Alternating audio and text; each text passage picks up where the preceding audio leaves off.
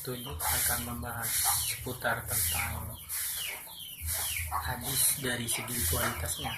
Saya Zainuddin sebagai pemateri pertama dan juga sebagai moderator pada pertemuan kali ini, dan juga ada teman saya saudari Nailul Borzian dan juga saudari Farah yang akan menjadi pemateri kedua dan ketiga.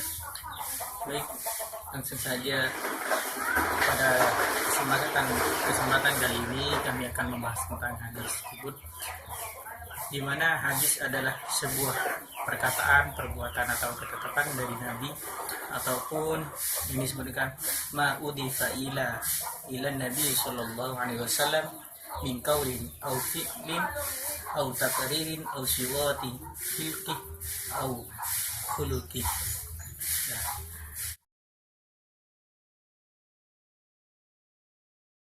Bismillahirrahmanirrahim. Hadis sahih di sini secara lughatan atau secara bahasa di sini berasal dari kalimat mustaq, dari kalimat soha yasihu suhan wa sohatan, yang artinya sehat ataupun selamat dari cacat. Sedangkan menurut istilah ataupun secara istilahan, yaitu mattasala sanaduhu binaqlil adli al-dhabit al-mithli ila muntahahu min ghairi syudzurin wala illatin, yaitu sesuatu yang sanadnya bersambung dengan periwayatan yang adil, dhabit, dari awal sampai akhir memiliki sanad dengan tanpa syad dan cacat.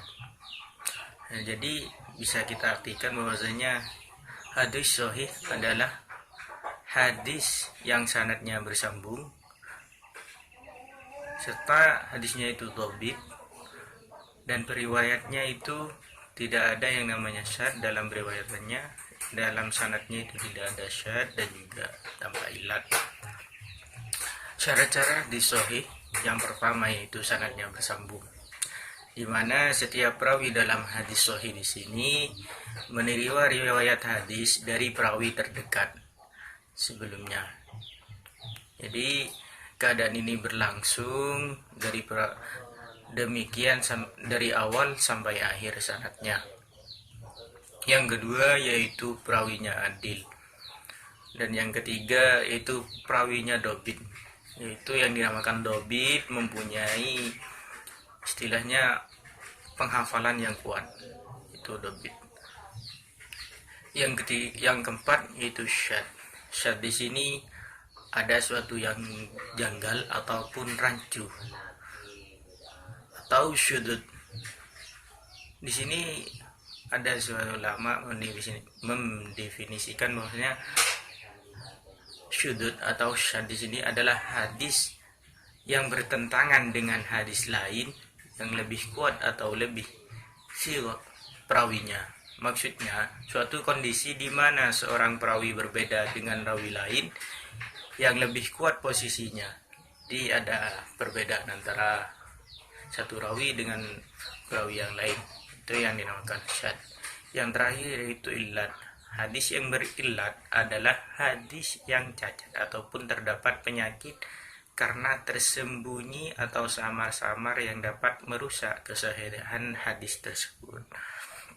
Contoh dari hadis sahih sini, haddatsana Abdullah bin Yusuf qala akhbaruna Malikun an ibni Shihabin an Muhammad bin Jubair bin Mut'im an abihi qala sami'tu Rasulullah sallallahu alaihi wasallam qara'a fil maghribi bitur, rawahu al-Bukhari. Dari sini sudah jelas. Di terakhir ini ada juga salah satu ciri yang sangat menonjol. Ketika dalam hadis itu terakhir ada yang namanya rawahul Bukhari ataupun rawahu Muslim ataupun muttafaqun alaih, berarti di situ sudah jelas bahwasanya hadis tersebut adalah hadis sahih. Nah, kita bisa merincikan di sini tentang sanadnya. Haddatsana Abdullah bin Yusuf qala akhbarana Malikun an ibni Syihab bin Muhammad bin Jubair Mut'im an abihi. Di sini sanadnya bersambung karena semua perawinya dari hadis tersebut mendengar dari gurunya. Semua rawi pada hadis tersebut dhabit. Adapun sifat-sifat para rawi hadis tersebut menurut para ulama al-jarh wa ta'dil sebagai berikut di sini. Yang pertama itu Abdullah bin Yusuf, yaitu sirat muttaqin. Yang kedua Malik bin Anas di sini adalah salah satu imam hafid. Yang ketiga Ibnu Syihab al-Juhri di sini ahli fikih dan ahli hadis. Sedangkan Muhammad bin Jubair di sini thiqat. Yang terakhir Jubair bin Mut'im di sini adalah sahabat dari Rasulullah, di mana yang bisa dipastikan bahwasanya sahabat itu akan mendengar langsung sebuah hadis dari Nabi Muhammad.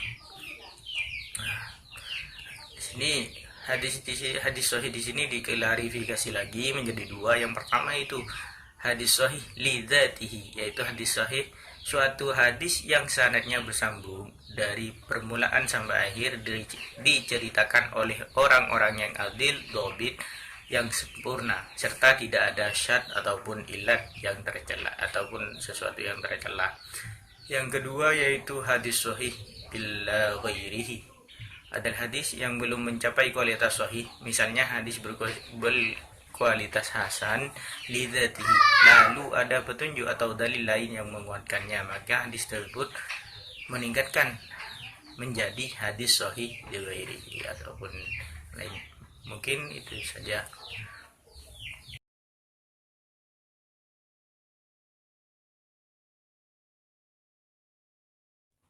Assalamualaikum warahmatullahi wabarakatuh. Saya di sini sebagai pemateri kedua. Sebelumnya perkenalkan, nama saya Nailul Homsia. Di sini saya akan menjelaskan apa itu hadis hasan. Yang pertama, pengertian hadis hasan. Hadis hasan berasal dari segi bahasa, berasal dari kata al-husnu yang bermakna al-jamal, yang berarti keindahan. Menurut Ibnu Hajar al-Asqalani dalam An-Nukhbah, yaitu yang artinya adalah hadis yang bersambung sanadnya, diriwayatkan oleh orang adil, kurang sedikit kedabitannya, tidak ada keganjilan, dan tidak ada ilat. Menurut pendapat Ibnu Hajar, hadis yang dinukilkan oleh orang adil, yang kurang kuat ingatannya, yang mutasil sanadnya, tidak cacat dan tidak ganjil. Jadi, pengertian hadis hasan itu dari uraian di atas dapat disimpulkan bahwa hadis hasan tidak memperlihatkan kelemahan dalam sanadnya, hanya saja kurang sempurna hafalannya. Hadis ini hampir sama dengan hadis sahih, hanya kekurangannya di segi hafalannya saja. Contoh hadis hasan. Hadis yang diriwayatkan oleh At-Tirmidzi, Ibnu Majah, dan Ibnu Hibbah dari Al-Hasan bil Urfah Al-Ma'ribi dan Muhammad bin Amr dari Abu Salamah dari Abu Hurairah. A'maru ummati ma baina sittina wa sab'ina wa kalamuhum mayajuzu dzalika, yang artinya usia umatku sekitar antara 60 sampai 70 tahun dan sedikit yang melebihi demikian. Adapun syarat-syarat hadis hasan yaitu perawinya adil, kedabitan perawinya di bawah perawi hadis sahih, sanadnya bersambung, tidak terdapat kejanggalan atau syadz, tidak mengandung ilat. Macam-macam hadis hasan ada dua. Yang pertama, hasan li zati, dan yang kedua, hadis hasan li ghairi. Yang hadis hasan li zati yaitu hadis hasan dengan sendirinya, yakni hadis yang telah memenuhi persyaratan hadis hasan yang 5, seperti syarat-syarat yang sudah saya sebutkan tadi. Menurut Ibnu Ashalah, pada hadis hasan li zati, para perawinya terkenal kebaikannya, akan tetapi daya ingatannya atau daya kekuatan hafalannya belum sampai kepada derajat hafalan para perawi yang sahih. Contoh hadis hasan li zati sebagai berikut, yang artinya dari Ibnu Umar radhiyallahu anhu, Rasulullah Shallallahu alaihi wasallam bersabda, barang siapa menuntut ilmu pengetahuan karena selain Allah atau bertujuan selain Allah, maka tempatnya di dalam neraka. Yang kedua adalah hadis Hasan li ghairi.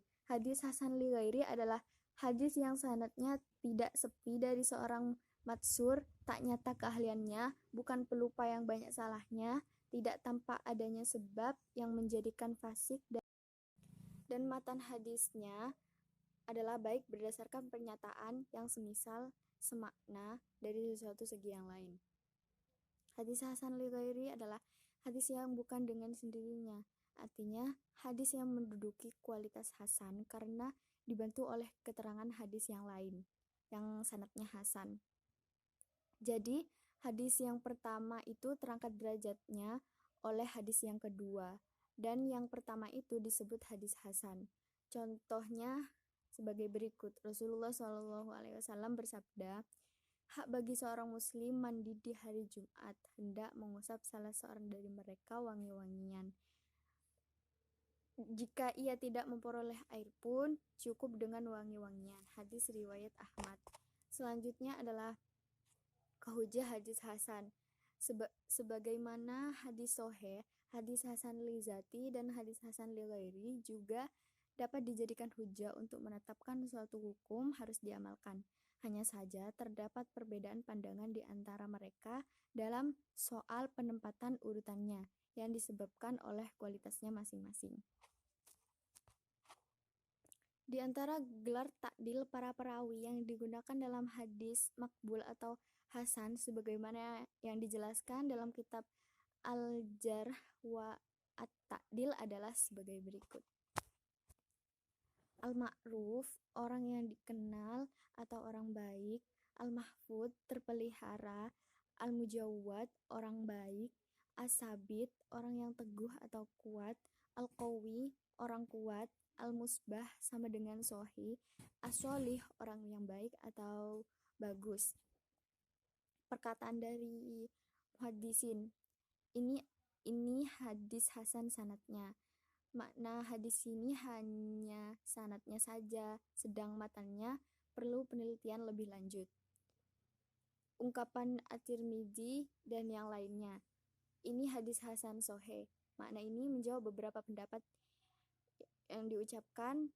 1. Hadis ini memiliki 2 sanad, yang soheh dan yang hasan. 2. Terjadi perbedaan dalam penelitian hadis, sebagian besar ditentukan oleh sohi dan golongan lain yang menentukan hasan. 3. Atau membahas hasan li zati dan hasan li ghairi. Pengenalan hadis hasan. Menurut An-Nawawi dalam At-Targhib, kitab At-Tirmizi pertama kali yang memunculkan hadis hasan, yang memperkenalkannya dan banyak menyebut dalam kitabnya, walau secara terpisah ditemukan pada sebagian syekh pada generasi sebelumnya.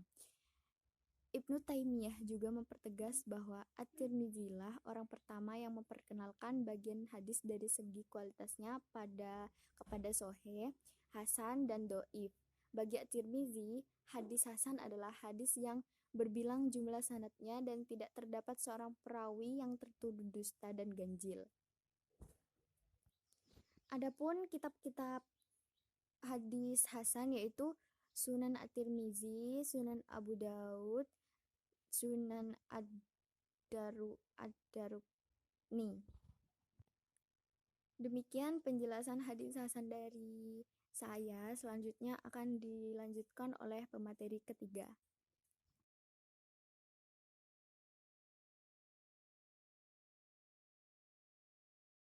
Assalamualaikum warahmatullahi taala wabarakatuh. Perkenalkan, nama saya Farhah, NIM 06. Di sini saya sebagai pemateri ketiga, saya akan menjelaskan tentang hadis doif. Yang pertama yaitu pengertian hadis doif. Pengertian hadis doif. Hadis doif adalah bagian dari hadis mardu yang menurut istilah berasal dari kata ad-doifu yang berarti lemah, sedangkan lawan kata dari ad-doifu yaitu al-qawiyyu yang berarti kuat. Kelemahan hadis doif ini karena sanad dan matanya tidak sesuai dengan kriteria hadis kuat yang diterima sebagai hujjah. Menurut istilah pengertian hadis dhaif yaitu huwa ma lam yajma' sifatal hasani bifaqadis sartin min surutihi, yang artinya hadis yang tidak menghimpun sifat hadis hasan sebab satu dari beberapa syarat yang tidak terpenuhi.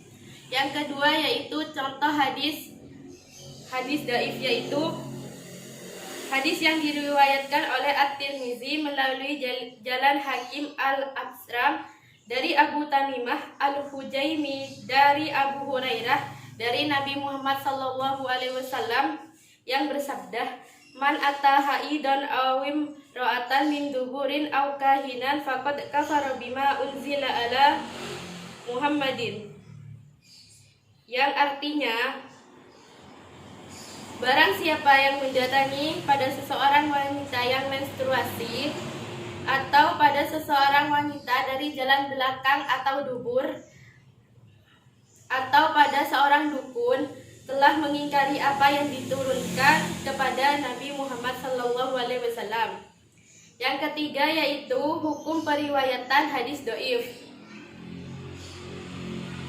Hadis dhaif tidak identik dengan hadis maudhu. Di antara hadis dhaif terdapat kecacatan para perawinya yang tidak terlalu parah, seperti daya hafalan yang kurang kuat tetapi adil dan jujur. Sedangkan hadis maudhu perawinya pendusta. Maka para ulama memperbolehkan periwayatan hadis dhaif sekalipun tanpa menjelaskan kedaifannya dengan dua syarat, yaitu yang pertama, tidak berkaitan dengan kaidah seperti sifat-sifat Allah. Yang kedua yaitu tidak menjelaskan hukum syara yang berkaitan dengan halal dan haram, tetapi berkaitan dengan masalah mau'izah, targhib wa tarhib, hadis-hadis tentang ancaman dan janji, kisah-kisah dan lain-lain.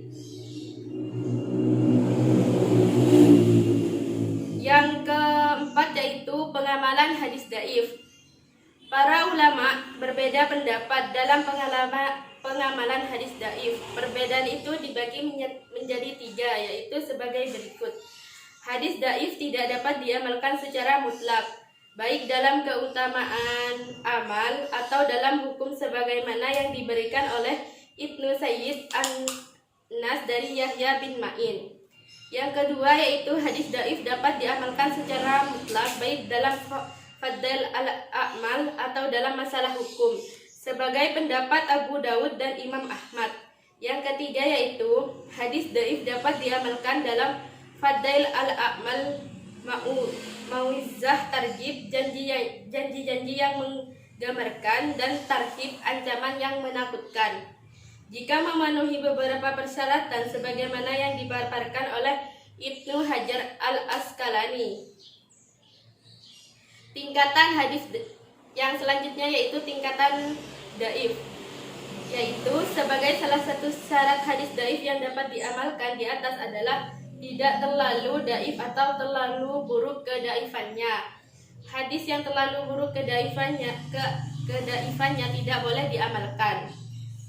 Sekalipun dapat fadail al-a'ma, menurut Ibnu Hajar urutan hadis dhaif yang terburuk maudhu, matruk, mungkar, mu'allah, mujrab, maklub, kemudian muttarib.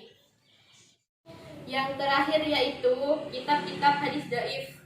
Di antara kitab-kitab yang tersusun secara khusus tentang hadis dhaif adalah sebagai berikut. Yang pertama, Al-Marasir karya Abu Daud. Yang kedua, Al-Ilal karya Ad-Daruqutni. Yang terakhir yaitu kitab-kitab yang banyak mengemukakan para perawi yang dhaif adalah seperti Ad-Du'afa karya Ibnu Hibban, Mizan Al-I'tidal karya Az-Zahabi. Itulah materi tentang hadis dhaif. Kurang lebihnya mohon maaf. Terima kasih.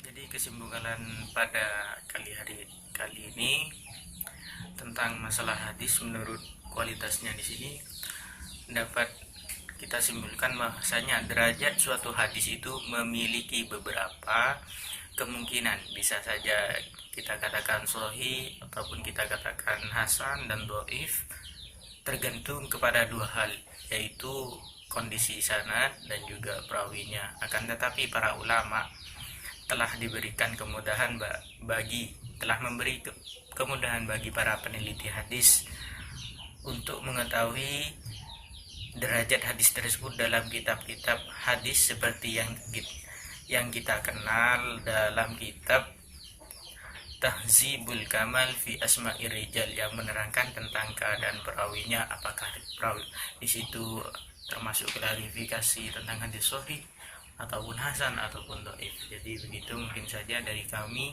Apabila ada kesalahan kami mohon maaf, dan juga apabila ada kata-kata memang itu benar adanya, murni itu dari Allah Subhanahu wa taala, karena kita sebagai manusia biasa, al-insanu ma'al khata' wa nisyan. Dari kami, hadallahu wa iyyakum ihdinas siratal mustaqim. Wassalamualaikum warahmatullahi wabarakatuh.